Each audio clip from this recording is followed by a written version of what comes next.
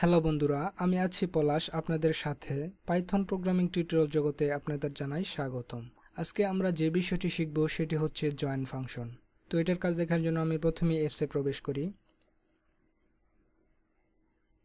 তো এটার কাজ দেখানোর জন্য আমি প্রথমেই তিনটি ভেরিয়েবল ডিক্লেয়ার করে নিয়েছি এবং এর মধ্যে আমি তিনটি স্ট্রিং রেখেছি।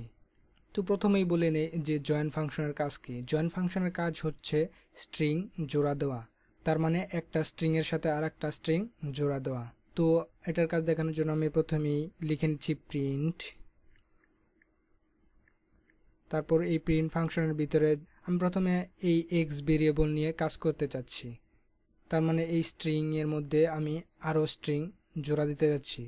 এর জন্য আমাকে লিখতে হবে প্রিন্ট, সিঙ্গেল অথবা ডাবল কোটেশনের ভিতর লিখতে হবে। আমি লিখলাম ডাবল কোটেশনের ভিতরে। এর মধ্যে আমি জোড়া দেব একটা হাইফেন। জোড়া দেওয়ার পর এখানে তারপর লিখতে হবে ডট জয়েন ফাংশনটা লিখতে হবে। তাহলে আমাদের জয়েন ফাংশন ক্রিয়েট হয়ে গেল। এখন আমি যেহেতু এক্স ভেরিয়েবল নিয়ে কাজ করছি, এর জন্য আমাকে এক্স লিখতে হবে। তো আমি আউটপুট দেই, তাহলে আরও ক্লিয়ার হবেন। তাহলে কি জোড়া হলো, তার মানে এই হাইফেনটা জোড়া হয়ে গেল।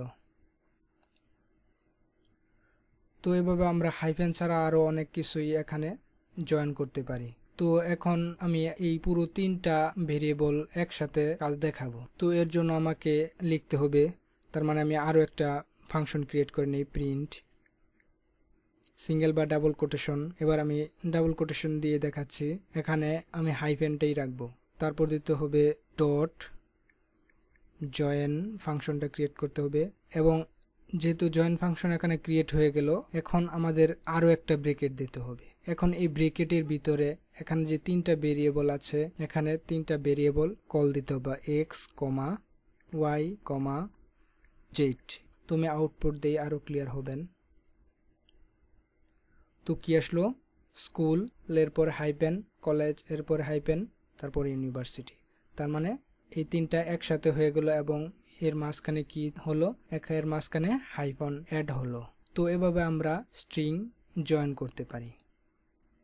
তো ইচ্ছা করলে আমরা এই হাইফেন ছাড়াও, তার মানে সরাসরি জয়েন হবে, আর তার মানে আমরা মাঝখানে কিছু রাখবো না।